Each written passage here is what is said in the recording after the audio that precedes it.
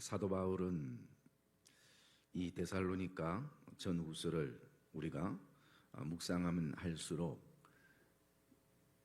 그 데살로니가 교회를 향한 마음, 또 성도들을 향한 마음, 그 마음을 우리가 느낄 수 있게 되어지는데요. 그것은 아마 예수님의 마음과 같은 그런 교회와 성도들을 향한 사도 바울의 마음인 것을 볼 수 있습니다.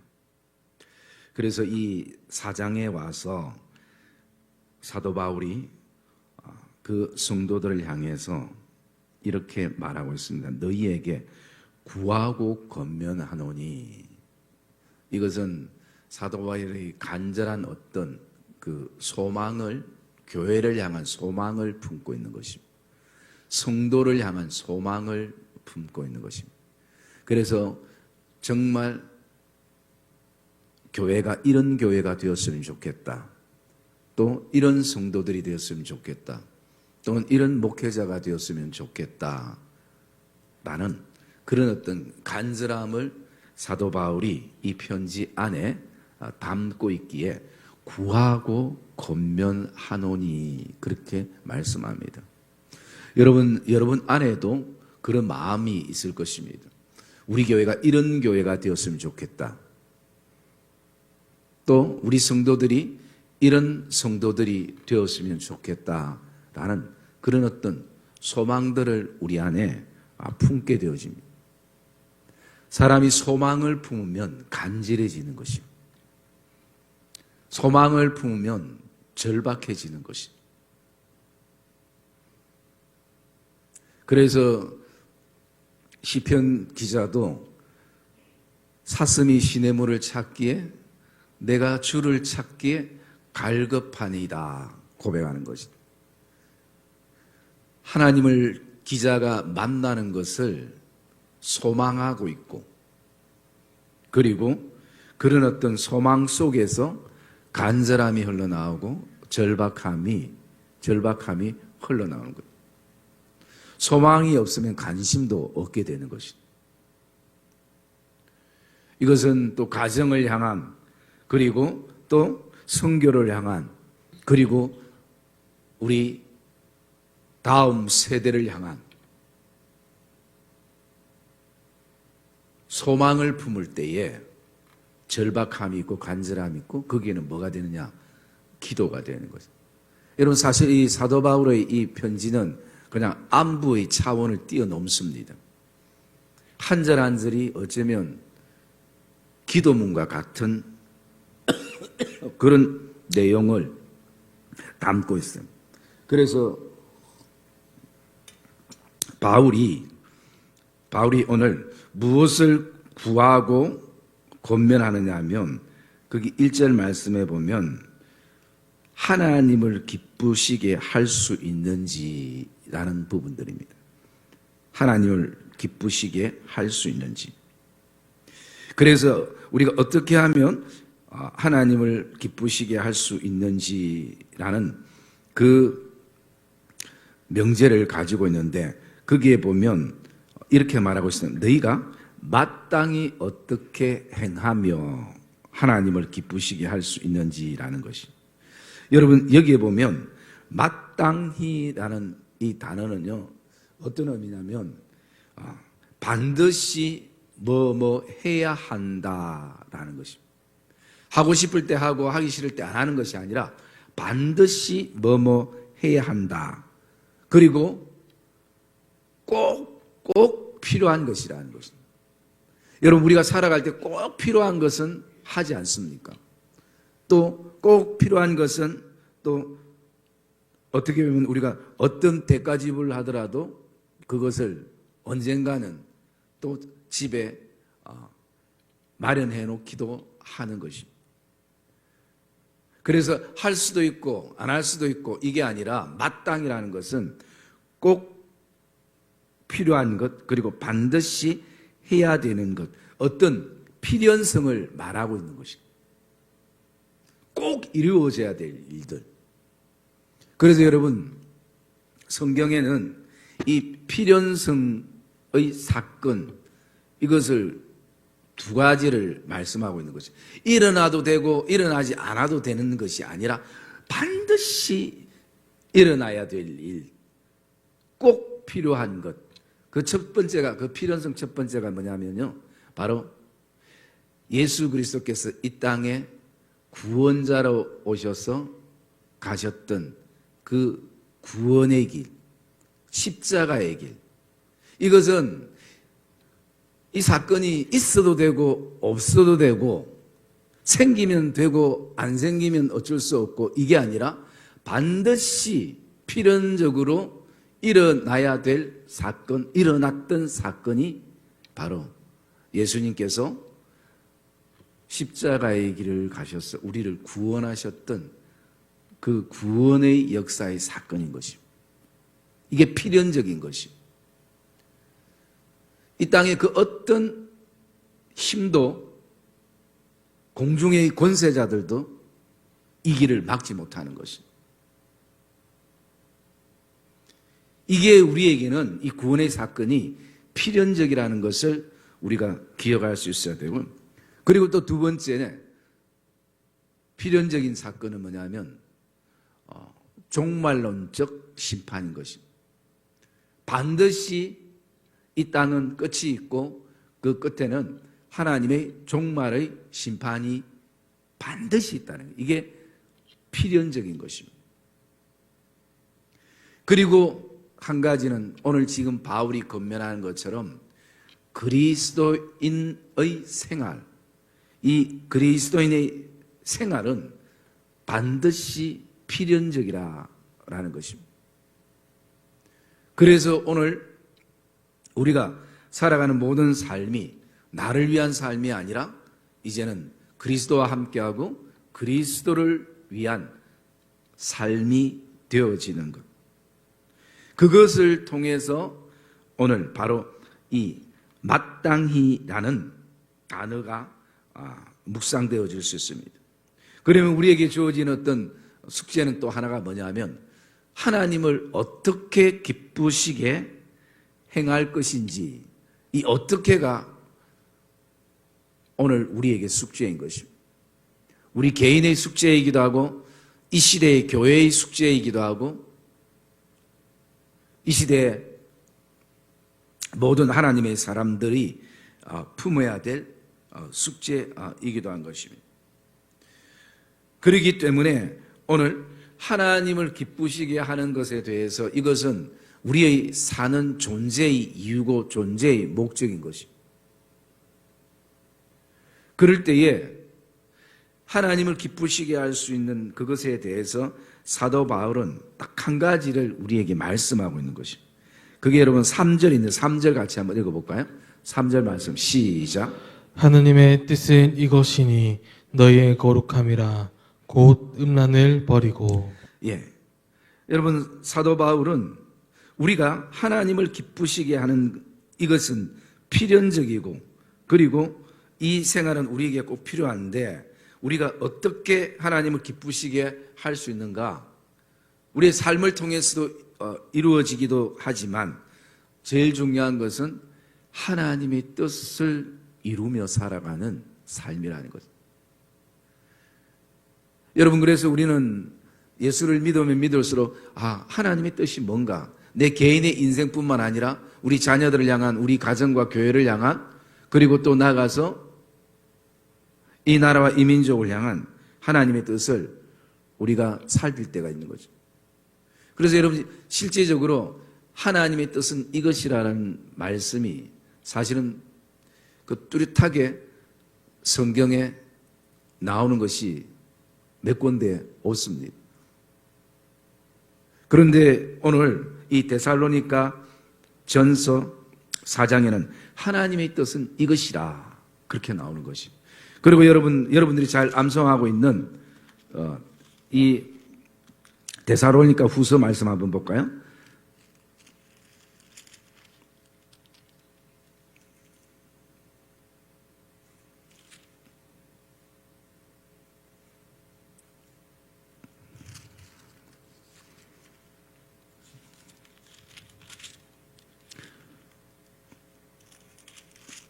데살로니가 전서 5장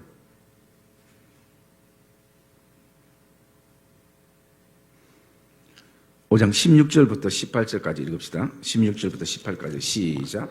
항상 기뻐하라. 쉬지 말고 기도하라. 범사에 감사하라. 이것이 그리스도 예수 안에서 너희를 향하신 하나님의 뜻이니라. 아멘. 하나님의 뜻이니라. 항상 기뻐하고 쉬지 말고 기도하고 범사에 감사하는 것이 나의 뜻이 아니라 하나님이 원하신다는 거죠. 그래서 이 하나님의 뜻을 바꾸어서 하나님을 기쁘시게 할 수 있는 내용이 뭐냐면 항상 기뻐하고 쉬지 말고 기도하고 범사에 감사하는 것. 그리고 오늘 본문으로 돌아와서 또 하나님을 기쁘시게 하는 하나님의 뜻은 이것이라 얘기할 때 거기에 오늘 우리가 몇 가지를 좀 묵상을 하려고 합니다. 첫째는 뭐냐면 하나님의 뜻은 이것인데 너희의 거룩함이라는 것입니다. 이미 우리는 예수 그리스도를 통해서 거룩으로 옷 입혀주신 은혜를 우리는 누리고 살아가는 것입니다. 그래서 오늘 하나님의 뜻은 우리의 거룩이고 그리고 그 거룩을 이루어가는 그리스도인 생활의 첫째가 뭐냐면요, 엄난을 버리고 얘기합니다. 엄난을 버리고. 이것은 뭐 육체적인 엄난도 버려야 되겠지만 또 영적인 엄난도 버리는 부분들이 됩니다. 왜 바울이 지금 이 부분들을 얘기하냐면 그 데살로니가 교회가 형성되었지만 신앙의 경륜이 그렇게 깊지 않는 가운데 아직도 신앙생활을 하면서도 이방 종교에 익숙한 삶이 떨쳐지지 않는 그런 모습들이 있을 수 있는 것입니다. 그래서 여러분 이방 제사들이나 또 그 신전 안에는 항상 제사가 엄난이 따르는 것이에요. 그게 함께 병행되는 것입니다. 그래서 바울이 곧 엄난을 버리라 그렇게 말씀하고요. 그 다음에 두 번째로는 우리 4절 한번 읽어볼까요? 4절 말씀 시작. 각각 거룩함과 존귀함으로 자기의 아내 대할 줄을 알고. 예. 두 번째는 각각 거룩함과 존귀함으로 자기의 아내를 대할 줄을 알고라고 말씀합니다. 여러분 그래서 여기에는 학자들마다 그 두 가지 어떤 견해를 가지고 있습니다. 왜 갑자기 아내가 등장하는가? 아내가 등장하는가? 그래서 이 아내라는 단어의 그 원어적인 것을 들어가 보면 그게 뭐라고 되어 있냐면요, 그릇이라고 되어 있어요. 용구, 무엇을 담을 수 있는 물건, 이런 어떤 의미가 아내라는 이 단어 안에 어원적인 단어가 담겨져 있다는 것이. 그리고 여러분 실제적으로 우리 베드로전서 3장 7절 말씀 한번 찾아볼게요. 베드로전서 3장 7절 말씀. 베드로전서 3장 7절 말씀.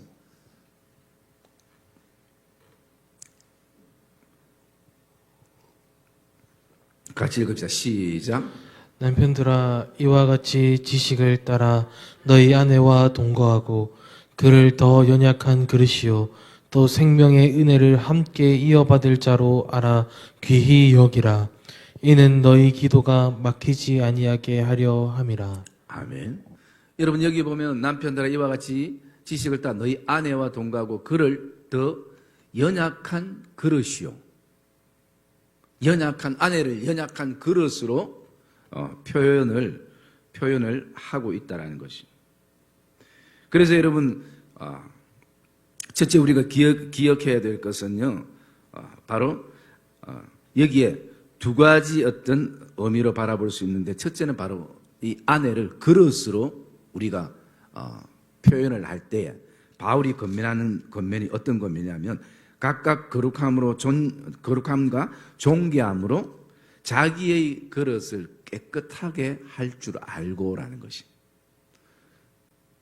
여러분,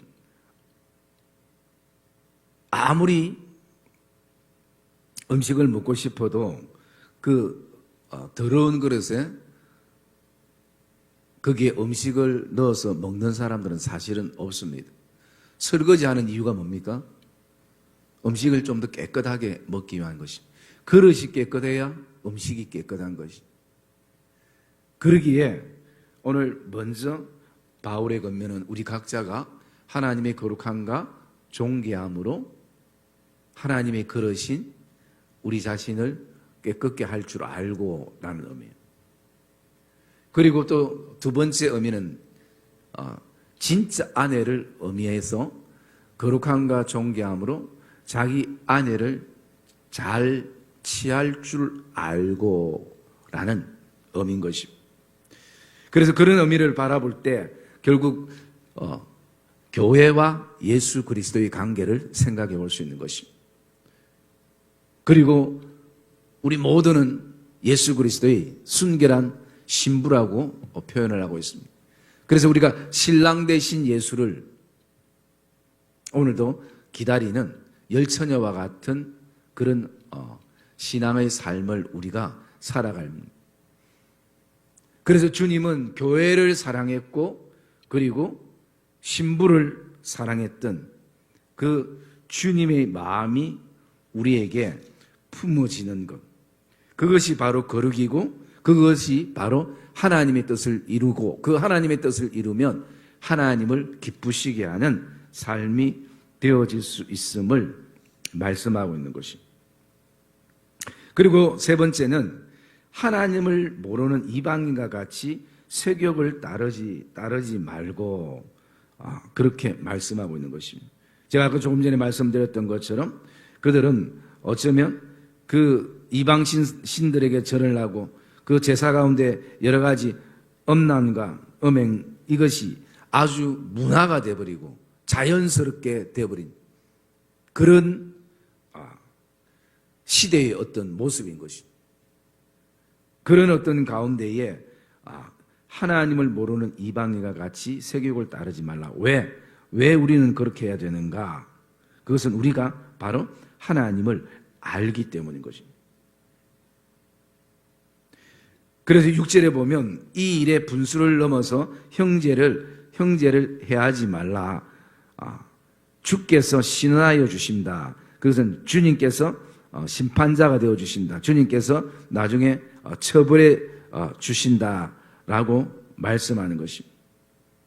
그래서 여러분 8절 말씀 한번 읽어볼까요? 8절 말씀 읽읍시다. 시작. 그러므로 저버리는 자는 사람을 저버림이 아니요 너희에게 그의 성령을 주신 하나님을 저버림이니라. 아멘.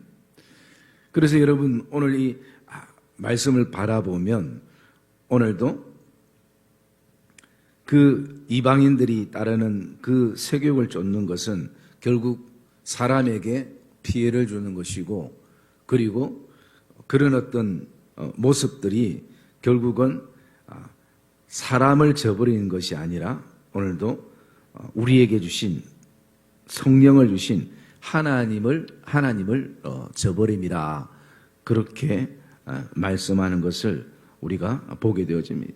그래서 바울은 지금 모든 것이 포커스가 어디에 이제 신앙생활하면서 어디에 가 있는가? 하나님에 대한 포커스를 맞추고 있다는 거예요. 모든 생각의 중심이 하나님께 가 있는 것입니다. 모든 삶의 결정과 선택이 모든 것이 하나님을 향하고 있음을 우리가 볼 수가 있는 것입니다. 그 다음에 우리가 네 번째 우리 어떻게 거룩함으로 이루고 있는가 보면요 9절 말씀 우리 한번 읽읍시다. 9절 말씀 시작. 형제의 사랑에 관하여는 너희에게 쓸 것이 없음은 너희들 자신이 하나님의 가르치심을 받아 서로 사랑함이라. 예.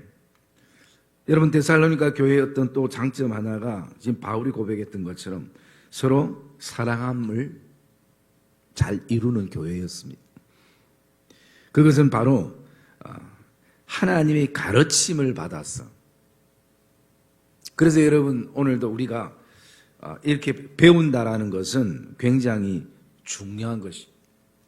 하나님의 말씀을 배우고 그 말씀을 통해서 우리의 생각이 달라지고 보는 시각이 달라지는 거예요. 그래서 서로 사랑할 때 바울이 10절에 보면 이렇게 말합니다. 더욱 그렇게 행하고 더욱 그렇게 행하라는 것입니다. 여러분, 서로 사랑하는 것은 그리스도의 사랑으로 섬기고 하나 되고 사랑하는 것은 아무리 많이 해도 과하지 않는 것입니다. 더하면 할수록 교회가 사랑이 넘치고 가정이 사랑이 넘치고 우리 각 기관들이 사랑이 흘러넘치는 것입니다. 여러분, 그리스도의 사랑은 어떤 것도 과하지 않습니다. 그러기에 사도 바울은 오늘도 바로 이 데살로니가 성도들을 향해서 서로 사랑하는 것이 참 잘하고 있고 더욱 그렇게 행하는 것이 맞다라고 말씀하고 있는 것입니다. 그 다음에 여러분 또 거룩은 11절 말씀 우리 한번 볼까요? 11절 말씀 시작. 또 너희에게 명한 것 같이 조용히 자기 일을 하고 너희 손으로 일하기를 힘쓰라. 예. 거룩은 여러분 어떤 외모의 어떤 형체의 모습에서 드러나는 것이 아니라 하나님이 우리 각자에게 주신 달란트와 사명과 주어진 일에 오늘도 감사함과 겸손하게 그 맡겨진 일들을 감당하는 것이 거기에 힘쓰는 것이.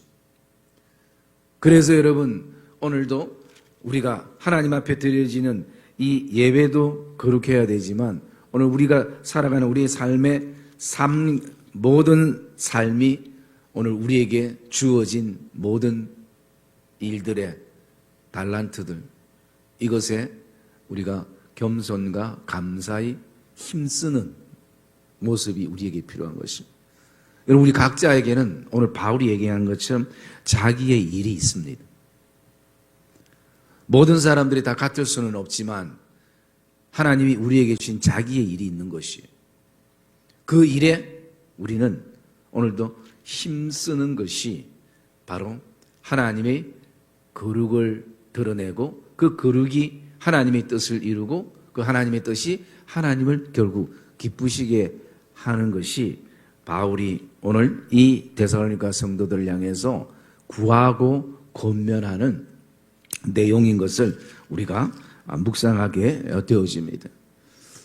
여러분 오늘도 이 말씀들을 묵상하면 사도 바울만이 그 시대에 이 성도들에게 이런 어떤 소망이 있는 것이 아니라 오늘 우리에게도 이런 소망이 있게 되어지고 여러분 우리 교회를 바라보며 우리 성도들을 바라보며 또 우리 각자를 향한 주님께서 우리를 향해서 가지시는 신부된 교회를 향해서 신랑 되신 주님께서 가지시는 어떤 소망이 있다면 바로 이 부분이 되어질 것입니다. 사랑하는 믿음의 성도님들 또 온라인을 통해서 예배하는 모든 사랑하는 성도 여러분 우리 안에도 아마 같은 소망이 품어져 있고 또 그것을 품고 지금도 기도하는 성도들이 있을 것입니다. 오늘 저와 여러분의 모든 삶 안에 항상 하나님의 뜻은 이것이니 라는 말씀들을 가슴에 품고 나가시는 복된 삶이 되시기를 주님의 이름으로 축복합니다.